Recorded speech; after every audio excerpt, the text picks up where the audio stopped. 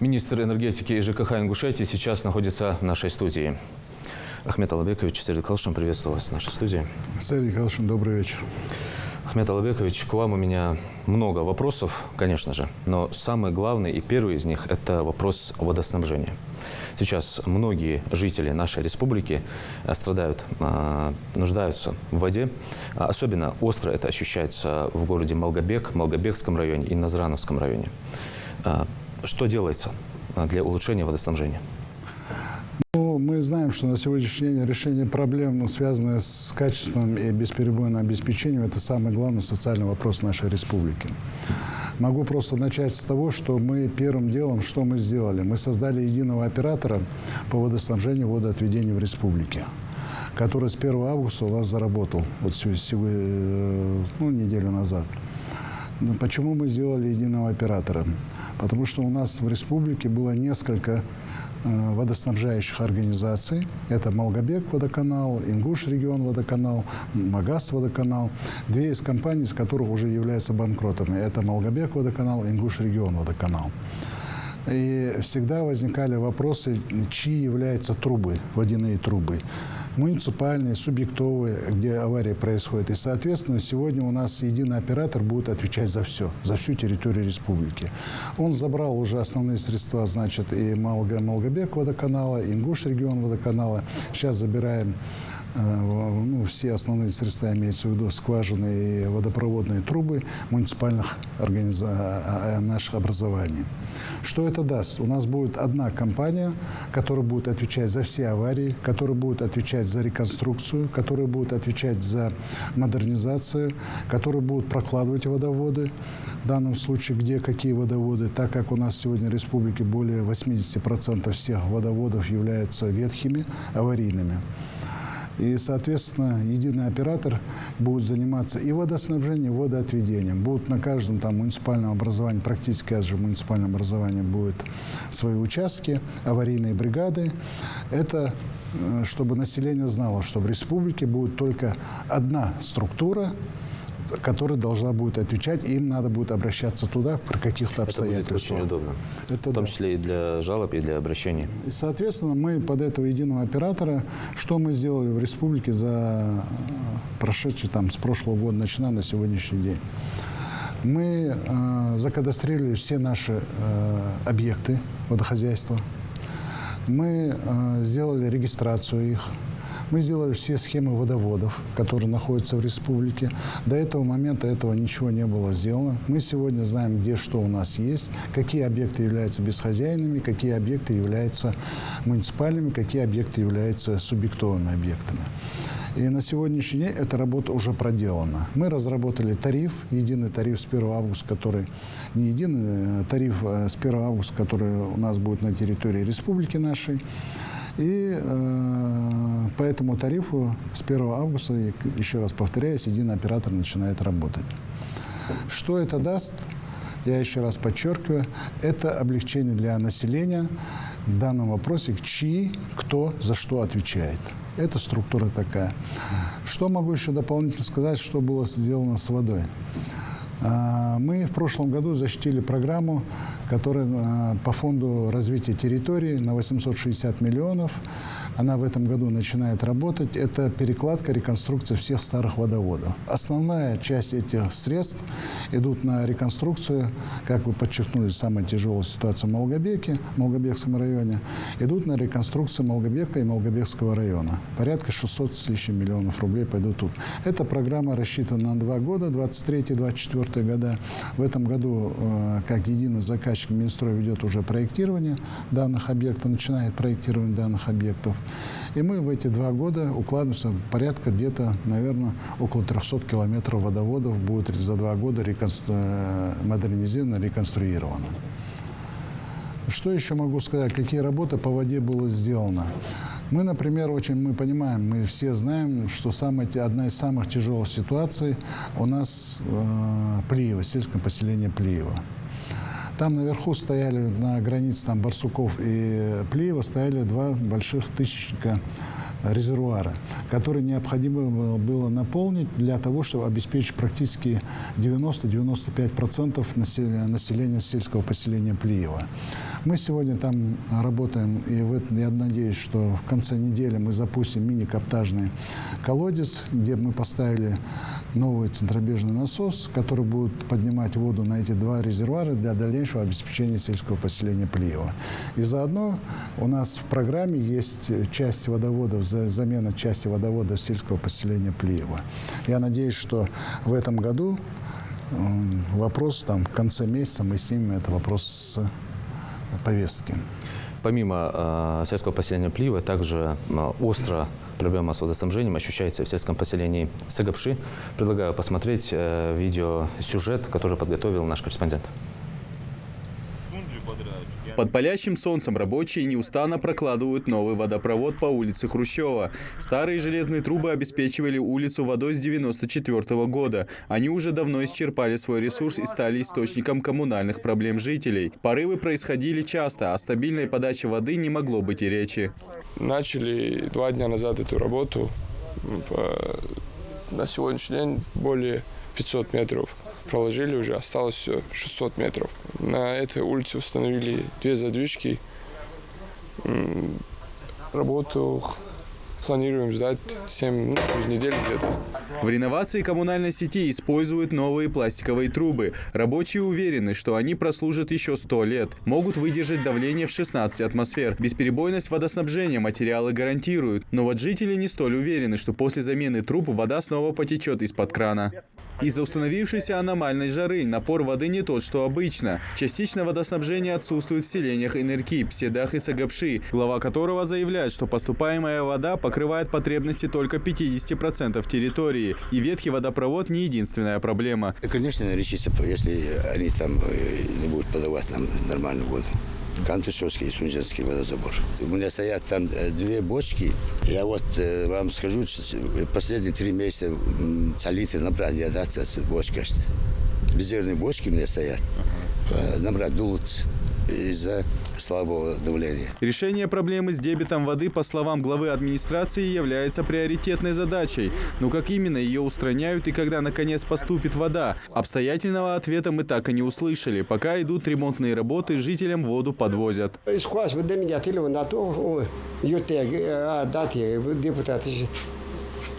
Сразу ходить? Да, едет. В полной ли мере осуществляется подвоз? Обеспечивает ли администрация водой тех, кому ее не достает? Мы спросили у жителей села, но желающих говорить было не так много. Вам осуществляет администрация подвоз воды?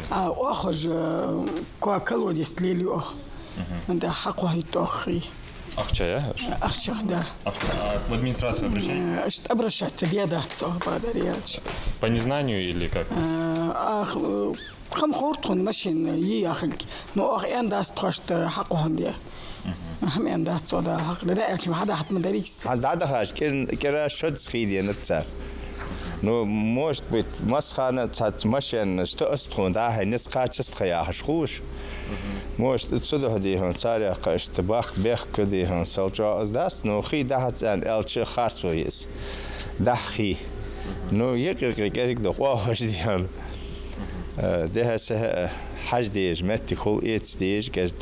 Как оказалось, подвоз осуществляется, но ждать воду приходится сутки, а может и больше. Некоторые и вовсе не знали о такой услуге. Многие привыкли закупать воду самостоятельно. Платили от 1500 до 2000 рублей за куб. Техника, машин водина, машин иногда. Хи хайцер, хайда водоем, хайц хули. Дадо ваште, но хули. На хи хада я пейд машин хайц хи сахаш. Набрать ди метик сахаш. Да, частник был шорты. Есть было, частник был. Но частник был, хлчем хайди ваште да дырс. Да, система че, да, конструбачер набрать я бахмаш. Бочка нет уже хидats. Да, А тут говорят люди, некоторые люди говорят, что воду, которую вы им привозите техническую воду. Да, уздордыкс, ахмил же ахидыкс. Да, Кантышевский водозабори, Слепцовский рихаду ахидыкс. Исхидыкс. Узмил же дары, ям кешер издыкхи. Допустим, если сегодня человек отправил заявку, он может не получить просто воду, да? Не успеет. Куц хада, куц. Сколько в день бывает заявок? Заявками шорты, 50, 60, 40 заявками. Почти агюрт, вообще хидаться. Да говорит, я говорил, что 15 заявок, ваши дол. Да говорит, вот что машин шаякач. Параллельно с заменой трубопровода местная администрация планирует наладить вопрос дебита воды. На окраине села была пробурена артезианская скважина глубиной в 460 метров. Там установлен насос, способный выкачивать 10 кубов воды в минуту. Перед тем, как использовать ее для питья, планируют отправить на экспертизу. Я думаю, вот на той неделе, неделе я повезу ее в Кисловодск или Пятигорск с питьевой, технический точность анализ ход дальше. Отсюда от этого до населенного пункта 2,5 километра. Проложим, наверное, трубу. Это, наверное, на уровне правительства будем решать вопрос. Сусей тахан возможность. Но я думаю, тахан юртичная яхить анахан долж питьевой ханахан, хотя он экспертизия люди окажут помощь, я знаю, 100%. Данная артезианская скважина способна обеспечить водой 10% населения. Это облегчит проблему, но не решит ее полностью. В администрации села заявляют, даже если получить необходимый для всего села объем воды, загвоздка в ее транспортировке. Ветхий водопровод не выдержит такой нагрузки. Из-за этого поэтапно и меняют трубы. В этом году обновят 2500 метров водопровода. Власти региона держат ситуацию на личном контроле, реагируют оперативно на возникшие ситуации с дефицитом ресурсов. Одна из первостепенных задач – это увеличение мощности добычи воды на Асинском водозаборе – 100 тысяч кубометров в сутки. А в рамках национального проекта «Жилье и городская среда» по федеральному проекту «Чистая вода» планируют модернизировать систему водоснабжения. Чтобы жители хоть как-то справлялись во время перебоев с водой, по поручению главы региона было закуплено 14 водовозок из средств Национального фонда развития Ингушетии. Они ежедневно осуществляют подвоз воды. Идрис Ижиев, Адам Гулоев, Асхаб Белакиев, Новости 24. Мы продолжаем беседу с министром энергетики и ЖКХ Ингушетии Ахмедом Лалахоевым. Ахмед Алабекович, вот на вопрос нашего корреспондента, когда все-таки будет вода в селении Сагапши, съемочная группа так и не получила ответа. Помимо этого, я знаю, что в сельском поселении Инарки тоже жители сельского поселения мучаются без воды уже на протяжении долгого времени. Так все-таки когда будет вода? В ближайшее время могут они ожидать изменений? Ну вот при благоприятных обстоятельствах, когда у нас вся труба безаварийно работает, то есть подача идет воды из Кантышевского и Сунжских водозаборов, мы нижняя часть Инарков, да, это самые проблемные три села Псидах, Инарки и Сагапши. Нижнюю часть там Сагапши и Псидаха попадает вода. Но для того, чтобы обеспечить полностью эти села водой, первое, что необходимо нам сделать, это сделать модернизацию, реконструкцию водопроводных сетей. Первое. Почему? Еще раз говорю, что при чуть-чуть подаче для того, чтобы подать побольше туда объем воды, приходится поднимать давление в водоводе, в центральном водоводе. И, соответственно, при подаче, так как он ветхий, происходят аварии. Первое.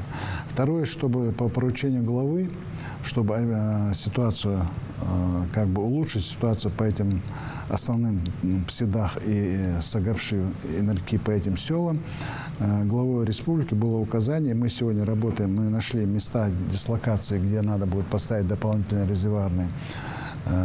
резервуары, тысячники и 1500 для того, что как накопители, чтобы они накапливались и подавали воду эти два села. Я надеюсь, что эту работу мы в этом году начнем. Проектирование, места уже определены и закупку данных резервуаров для обеспечения данных сел. В ближайшее время никаких изменений не планируется? Нет, да, мы планируем, мы стараемся туда подать воду. Мы сейчас на Кантышевском водозаборе несколько глубинных насосов, чтобы поднять дебит, чтобы туда она дошла вода. Работы ведутся. Я надеюсь, что в течение там максимум недели, я думаю, что какие-то изменения будут по не всех сел, еще раз подчеркиваю, только нижней части сел подачи воды. Нижней части обоих там сел. В последние дни установилась аномально жаркая погода. Расход воды, естественно, больше у людей.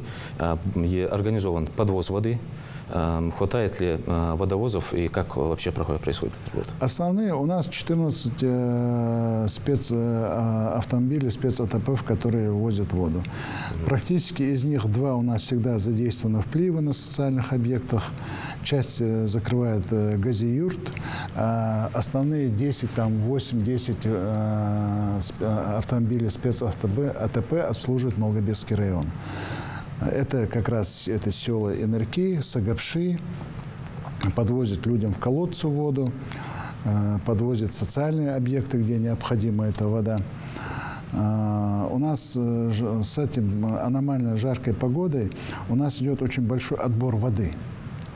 Отбор воды по республике. Вот могу просто для интереса статистические данные. Мы сегодня добываем порядка 80 тысяч кубов воды в сутки. Дебет всех скважин, если объединить. Если учесть нашу численность населения, на сегодняшний день необходимо порядка 110-120 тысяч кубов воды. Вот дефицит, представьте, вот 40 тысяч кубов. Но если из этих 80 тысяч происходит аварии, приблизительно мы теряем еще 30% воды на авариях. Для этого вот Минстроем и глава дал поручение. У нас уже сделан проект по Асиновскому водозабору, который в сутки будет давать порядка 100 тысяч кубов воды на республику. Это вода, идущая самотеком до Сунжи и потом насосами, подающего Малгобек. Она закроет нам, проект уже есть, прошедший госэкспертизу, обе экспертизы прошли они. И я думаю, что это закроет полностью 100% потребность воды в республике. Можем ли мы назвать одной из причин, из-за которой возникла проблема с водоснабжением, это низкая платежеспособность населения? Да, могу сказать, что на сегодняшний день население платит порядка 20-22%. Оплачивают всех. Это очень мало. Это очень мало из всех потребляемой воды. Тем более, что тарифы невысокие у нас в республике. Да, у нас тарифы невысокие, но вот такое процентное соотношение по потребляемой воде. 22%, где-то 23%. Это, соответственно, это деньги, которые недополучают водоканалы на ремонт, на обслуживание водопроводных сетей. Ну что ж, давайте перейдем к другой теме. Ахмед Аллабекович, какие ключевые направления в деятельности Минэнерго вы можете выделить как самые успешные за первое полугодие? Ну, я еще раз сказал, что заработал единый оператор. Это одна из самых главных работ. Мы сделали инвентаризацию, кадастрирование. Мы знаем, что у нас творится в водохозяйстве в республике. Начало есть, просто мы систематизировали эту ситуацию. На сегодняшний день по энергетике. У нас в энергетике ситуация, честно сказать, тоже не очень хорошая в энергетике. У нас очень много бесхозных объектов. У нас много объектов муниципальных, субъектовых объектов. Мы начали инвентаризацию, начали смотреть, что у нас есть в республике, какая собственность у нас есть. Мы уже закончим, я думаю, что в течение главой дано было указание к 1 сентября закончить инвентаризацию всей энергохозяйства республики и после этого сделать оценку этого имущества и посмотреть, сколько это имущество стоит. И в дальнейшем, если надо будет, мы передадим это имущество в аренду тому же, может быть, Россети или другой сетевой компании, или создадим свою компанию, которая будет это обслуживать. То есть после того, как мы проведем эту работу 1 сентября, плюс там оценку сделать неделю-две, мы уже будем знать ситуацию, что у нас творится по энергохозяйству. Эта работа Минэнерго сделана в этом году. Очень много работы проведена еще по вопросу. Мы совместно с ПАО «Россети» Северный Кавказ необходимые мероприятия по согласованию Министерства энергетики Российской Федерации по утверждению программы повышения эффективности. И мы ее защитили. Но эта программа сама рассчитана на 23-27 года. И она согласована на сумму порядка 3,1 миллиарда рублей. Также мы, Минэнерго, провели ряд мероприятий. Мы проверили, сделали реестр организаций наших заправочных организаций, заправочных станций. И я думаю, что в ближайшее время их больше 200 у нас на территории республики. И в ближайшее время мы фактически количество, имеют ли они наличие собственника, зарегистрированы ли эти заправочные станции. Это дополнительные налоги в бюджет нашей республики. Также Министерством в текущем году приняты правовые нормативные акты по так называемому субсидированию социальных защищенных, так называемой социальной дегазификации. Это, да, по 9 категориям социальных людей, которые имеют льготы. Все правовые нормативные акты рассчитаны, Минэнерго принимает заявки по этому вопросу. То есть это дегазификация 100 тысяч рублей, которые ресурсоснабжающие организации получат по газификации социальных людей, имеющих социальные льготы. Очень хорошо. Ахмед Алмамбекович, а в связи с чем были перенесены сроки строительства солнечной электростанции? Ну, солнечная, первое, что сами с этими событиями само Министерство энергетики, там часть документов перенесла. И второе, был подбор земельного участка, там порядка 10 гектар нам земли надо для солнечной генерации электроэнергии. Так что мы уже контрольные точки определены. Земельные участки, мы там один земельный участок в районе, в Сунжском районе нашли. И посмотрели, он более-менее нам подходит. Контрольные точки на 2024 год определены. Минэнерго все сдано, все заявки построены. Еще могу дополнительно сказать, что в прошлом году мы построили одну газомоторную заправку за счет федеральных средств в районе Троицкой. И в соответствии с развитием энергетики, там программа развития энергетики. Она была построена в Троицке, уже действует. Ну, ряд других вопросов,